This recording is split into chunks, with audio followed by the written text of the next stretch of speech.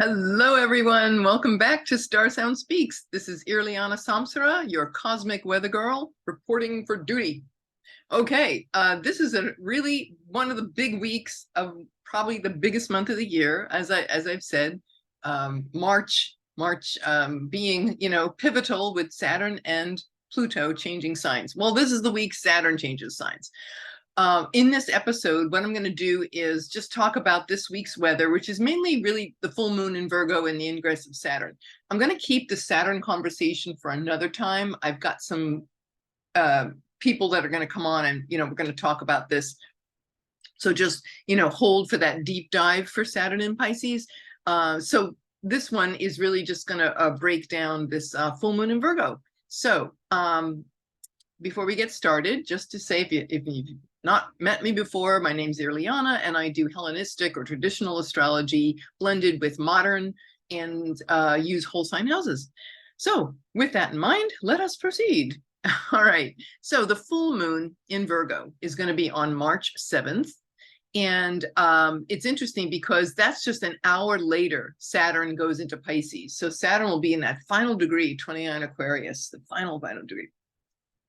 So anyway, for this full moon, it's at 16 degrees, 40 minutes. And it is the full, when you think about a full moon, what is a full moon? So we're going to talk about what is that? What are the things to notice with this particular full moon? Where are the solutions to, full moon anxiety? What kind of solutions can we best, what that we can embrace? And what, whether to look out for, suggestions for what to do on this full moon before, a few days leading up to and after. And yeah, so that'll be it. Okay, so this full moon, the full moon represents the culmination of something that was started on the new moon. So it's 2 weeks later, right? So we had the new moon in Pisces. This is Pisces season. The culmination or the fruit bearing is the full moon, always in the opposite sign. In this case, we have water Pisces. The opposite for this full moon is is Virgo. Virgo is an earth sign. It's mutable earth. Pisces, mutable water. Virgo, mutable earth. So shifting and changing and movement is certainly implied in all this. For this particular, now in any full moon, you're always going to look at, well, for example, for this full moon in Virgo, this is the full moon of your year for any of you Virgos out there. If you have the sun in Virgo, this is the 6 months later. Here it is, the culmination. So whatever anything that you began, you Virgo folks, you fabulous Virgo folks, anything that you began in that new moon back in August, there's a culmination or a completion of, or really anybody, no matter what our sun sign, whatever project that we started back in under that new moon time, it is now completing. I know in my own life, I've been working on a project with a friend and helping project managing, helping him launch his book. Jumped over there to help a friend, and no, I am not available. Please, I have that huge experience in that book, product launches and PR and all, but I can't do it I got to keep to my day job. But I make exceptions, and for him I did.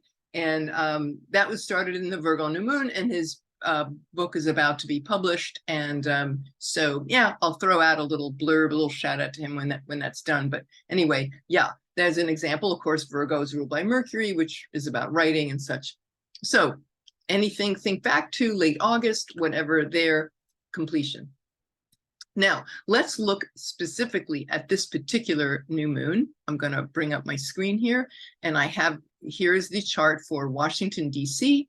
And as we can see here, we've got a little Pisces action going on. It's not quite a stellium. They're not conjunct Mercury, the sun, and Neptune, but they are co-present. So there's a lot this speaks to, the ruler of this, the ruler of the full moon is, of course, Mercury. And Mercury in this particular case is in a challenging place. But that doesn't mean it's bad. I'm not going to explain. I will explain. Mercury in Pisces is said to, according to the ancient astrologers, it is said to be in exile. And it is also, in this case, it's combust. It's almost, it's under the beams and almost combust the sun. So when it's that close to the sun, it's blotted out. You know, we can't see it. We can't see it in the sky. In this case, it's morning star. But it's not, we're not able to see Mercury. So that can be a challenge. Now, for example, for this full moon, so it's pretty much combust, under the beams, combust. We're not going to split hairs. It's a Virgo full moon. We got to release all that little nitpicky stuff, but I'll get to that in a moment. Okay, combust and in exile. So Mercury is also, for this new moon, it's not only the ruler of the new moon, it's also exaltation ruler and bound ruler. So it makes the rules. So a combust and exiled Mercury is making the rules and giving support to this, owning and giving support to this full moon. Well, what does that mean? Well, think about it. Mercury in Pisces, Mercury doesn't like being in Pisces. Mercury loves, you know, especially in this, you know, tabulation and collecting data, analyzing it, you know, polling and polling yourself, polling and questioning others, connecting with others, analyzing. In the sign of Virgo, it's very, you know, it's like breaking things down and what's essential and what's not, right? Being able to break down and analyze things. Well, the full moon in Virgo is about the need to release this. It's the need to release perfection and being nitpicky and critical of ourselves and others, especially the you know, imposter syndrome can certainly fall under this, you know, the feeling that you're not good enough, or that you know, you're afraid that people are going to find out that you're a fraud or whatever, you know. So these are some of the things that may come up during this full moon. I would say also, you know, things to notice is like worry, excess worry and anxiety will come up, nervous tension.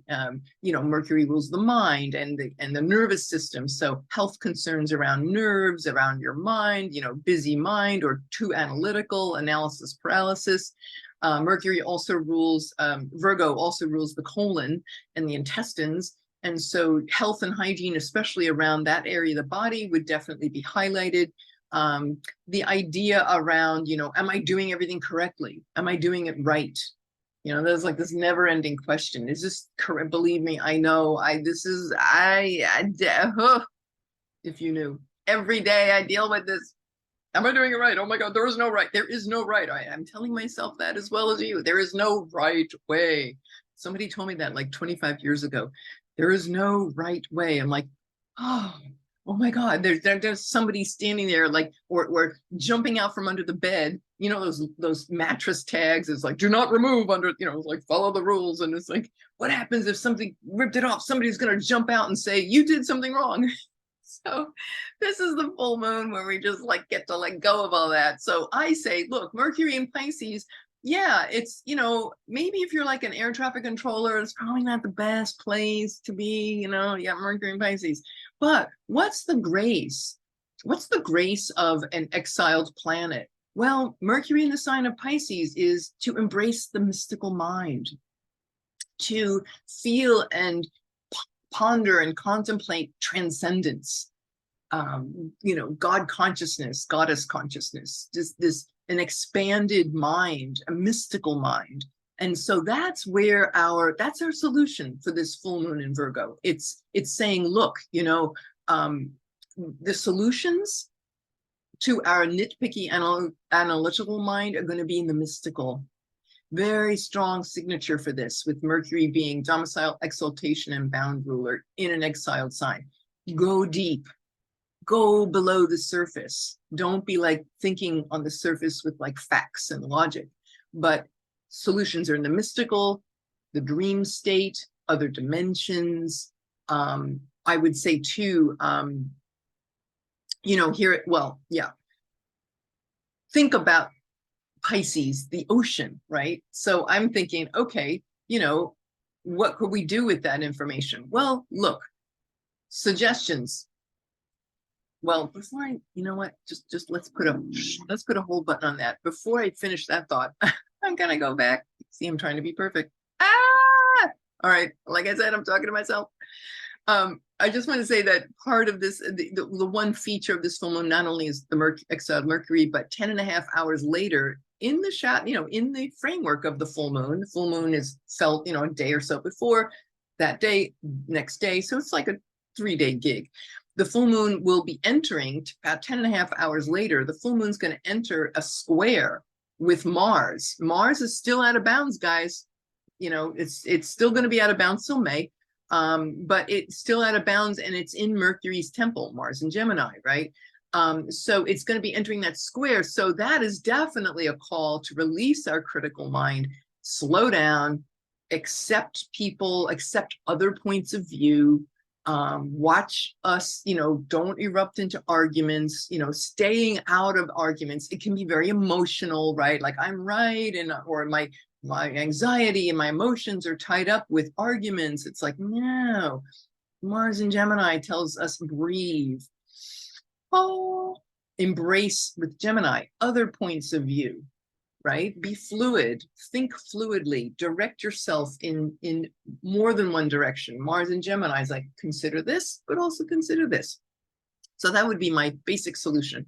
Some actual hands-on solutions, I got a few for you. Okay, like I said, clean your colon. That's not a bad idea anytime, right? But herbs, right? Virgo is an earth sign, so herbs, herbal cleanses, herbal teas. This is like a wonderful thing. Colon is where we hang on to the past. We, our worries, we stuff things. It rules. It's like the past, sex, money, survival. All that stuff is very bound up in the colon, or it can be. So, colon clean, definitely good idea. All right, well, let's get out of the colon and let's go a little higher. Writing, Virgo, Mercury, the god of writing. Hermes Trismegistus, the god of writing.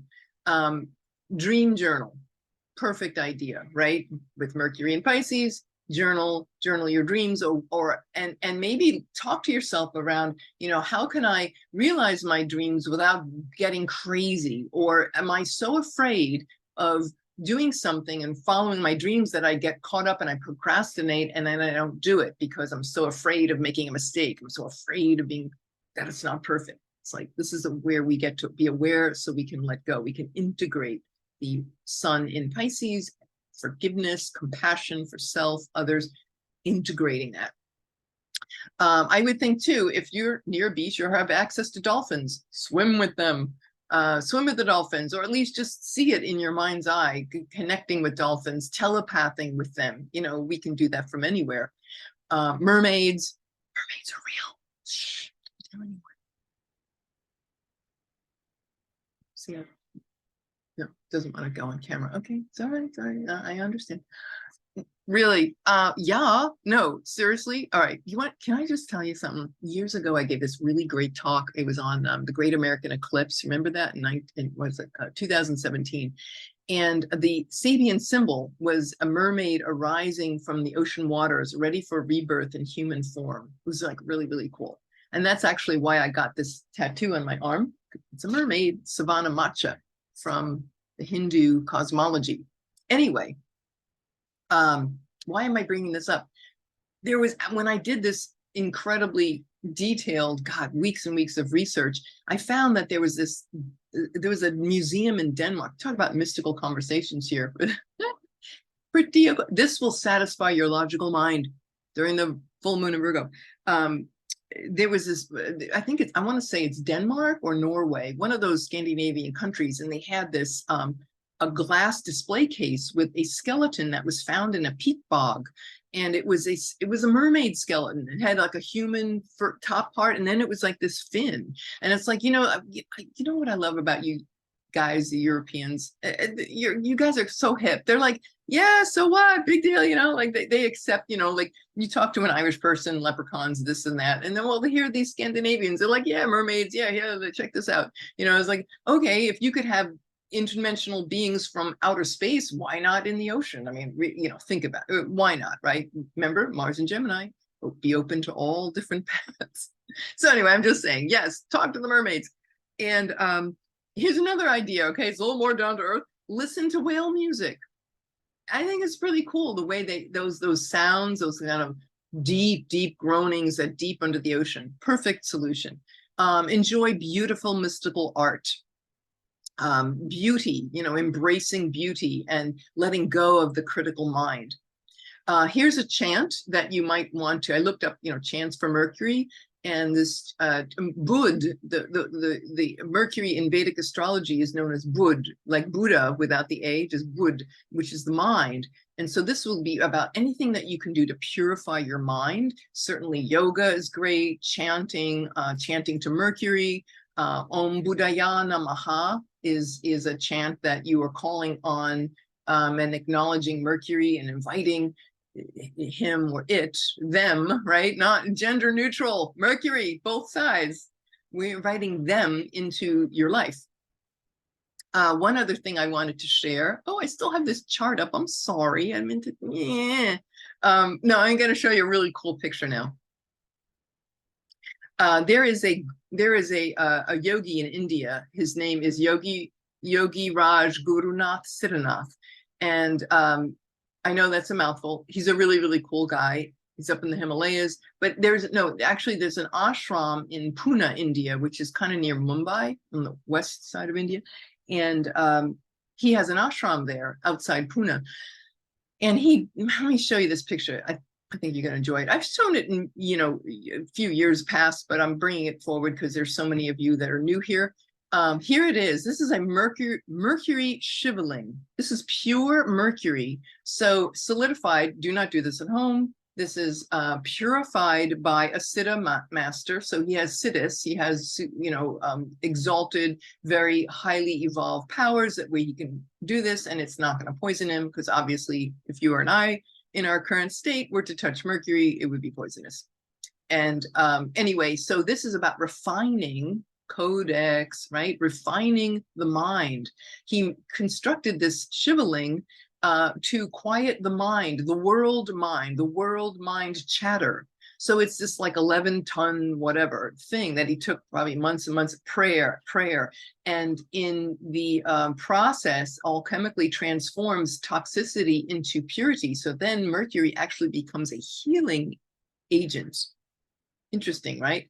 As it says here, Shivaling can be termed the elusive philosopher's stone and has a distinctive spherical shape, Yogi Raj Siddhanath said. He said the science of Mercury solidification, a technique that Europe and Arabia so dearly wanted but could not comprehend, has been known to India for 7,000 years, since the time of the Indo-Saraswati civilization. Mercury, I'm reading this too, it's nice to hear, but there are folks that listen on Spotify and Google Podcasts and like 10 different audio platforms. So Mercury, when solidified, sheds its toxic qualities and begins to exude a nectarine effect. Isn't that beautiful? Like nectar. Adding that it assists in slowing down the aging process. Excuse me, let me book my trip to India right now. The ingestion of such pure Mercury enables a true yogi to obtain a Sanjivan De, an immaculate body, free from the ravages of time, right? So when we purify our mind, we step outside of time and space. That's definitely a real siddhist. It also helps in stabilizing the mind and attaining a state of peaceful calm, he said. The purification of Mercury from its fluid to a solid state has 16 phases, he added. Yeah, no small feat. Anyway, his temple is called the Earth Peace Temple. It's in a forested area in the Singahad area, Donje Golawad, kind of near Pune, non-denominational, everyone welcome. Anyway, just wanted to share that, like what's available when we purify our minds. Wow, great conversation to have for our this full moon in Virgo, right?